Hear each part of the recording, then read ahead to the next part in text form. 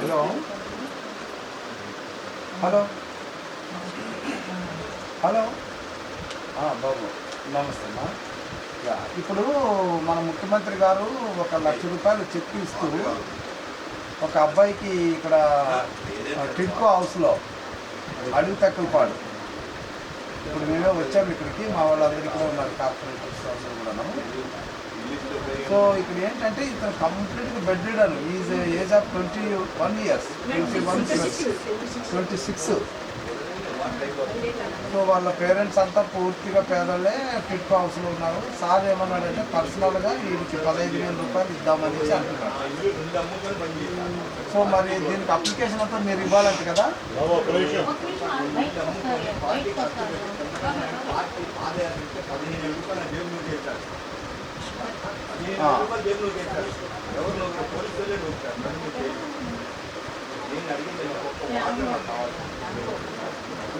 Okay, మా వైపు నుంచి సురేష్ కానీ శేషు కానీ వస్తారు.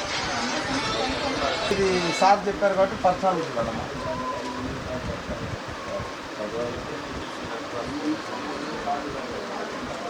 వారం తర్వాత అది లాగిన్ ఓపెన్ అవుతుంది.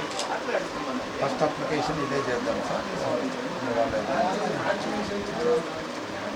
అంటే మనం ఇచ్చేది కూడా అది ఆయనకి ఏదైనా ఉపయోగపడుతుంది తప్ప దానికి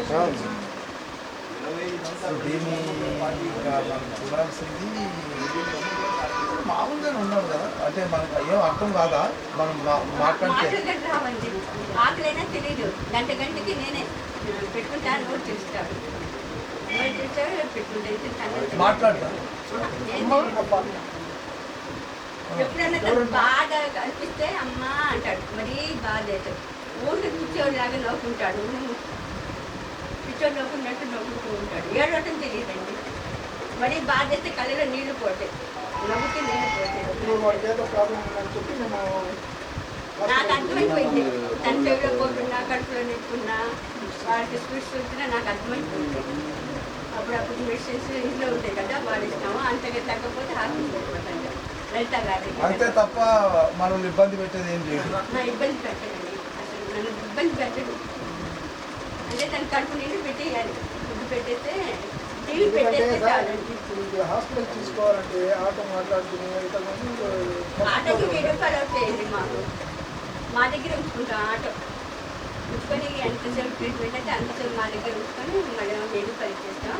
వాళ్ళు సంతోషంగా వెళ్ళిపోతారు. మరి వాళ్ళకి టిఫిన్ అవి లేట్ అయిందనుకోండి, టిఫిన్ అవి పెట్టిస్తాం నేను మా అమ్మని పెట్టి. కానీ ప్రాణం గొప్ప ప్రేమతో చూసుకుంటాను. వాడికి ఏడుపు వచ్చేసింది.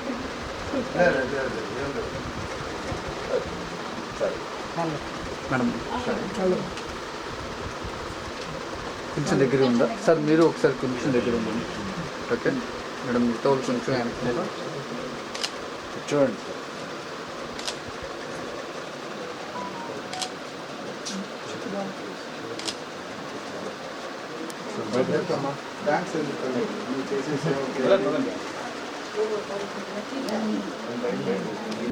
మన టిడ్కో హౌసింగ్ కాలనీలో గఫూర్ గారి అబ్బాయి హుసేన్ 26 సంవత్సరాలు దాటి 27వ సంవత్సరంలో ఉన్నాడు. అయితే కంప్లీట్గా కూడా బెడ్ రిడనే. ఆ అబ్బాయికి అన్ని విషయాల్లో అన్నం పెట్టడం కానీ, టాయిలెట్ చేయడం కానీ అన్నీ కూడా తల్లే చేయడం అనేటువంటిది చూస్తున్నాము. మరి భగవంతుడే ఆయన్ని తక్కువ చేసి పుట్టించడం. అయితే ఆయన పడుతున్నటువంటి బాధలు మరి మన రాష్ట్ర ముఖ్యమంత్రి చంద్రబాబు నాయుడు గారు చూశారు. చూసి చెల్లించి ఆయనకు ఏదో ఒక రకంగా సహాయపడాలనే ఉద్దేశంతో 1 లక్ష రూపాయలు చెక్ ఇవ్వడం అనేటువంటిది జరిగింది. సో ఆ చెక్ ఇవ్వడానికి ఇక్కడికి వచ్చాము. అయితే ఈ 1 లక్ష రూపాయలు చెక్కుతో ఆయనను శాశ్వతంగా పరిష్కరిస్తామా ఆయన సమస్య అంటే అది జరిగేదేం కాదు. కానీ తాత్కాలికంగా మరి ఆయన కొంత ఉపశమనం జరుగుతుంది. అయితే బాబు గారు ఆలోచన ఏంటంటే అతనికి పూర్తిగా డిజేబిలిటీ కింద నెలకు 15,000 రూపాయల ఆర్థిక సాయం కూడా పెన్షన్ రూపంలో ఇవ్వాలన్నది ఆయన నిర్ణయం. కాబట్టి ఈ 1,00,000 రూపాయలతో పాటు ఆయనకు 15,000 రూపాయల చొప్పున నెల నెల పెన్షన్ వచ్చేటట్టు, తద్వారా ఆయన చూడ్డానికి వాళ్ళ అమ్మ ఏ పనికి వెళ్లకుండా ఒక రకంగా ఆయన కోసమే ఆమె జీవిస్తుంది కాబట్టి ఆ రకంగా ఉపయోగపడడానికి బాబు గారు తీసుకున్న నిర్ణయానికి ఈ కాలనీ వాసులందరూ కూడా ఎంతో హర్షిస్తున్నారు.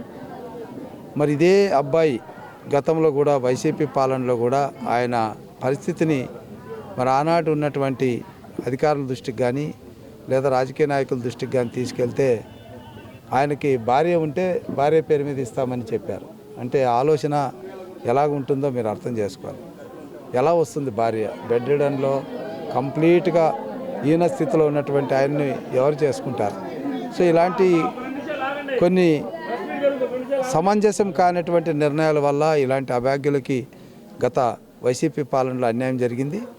సో అలాంటి అన్యాయమైనటువంటి వాళ్ళకి ఏదో ఒక రకంగా ఉపశమనం కలిగించాలి, వాళ్ళకి శాశ్వతంగా నెల నెల ఒక 15,000 రూపాయలు ఇచ్చి ఆదుకోవాలని, ఇలాంటి బెడ్ రిడన్లో ఉన్నటువంటి పిల్లలందరినీ కూడా వయసుతో సంబంధం లేకుండా వాళ్ళకి 15,000 రూపాయలు సహాయం అందించాలన్నదే రాష్ట్ర ప్రభుత్వం యొక్క నిర్ణయం.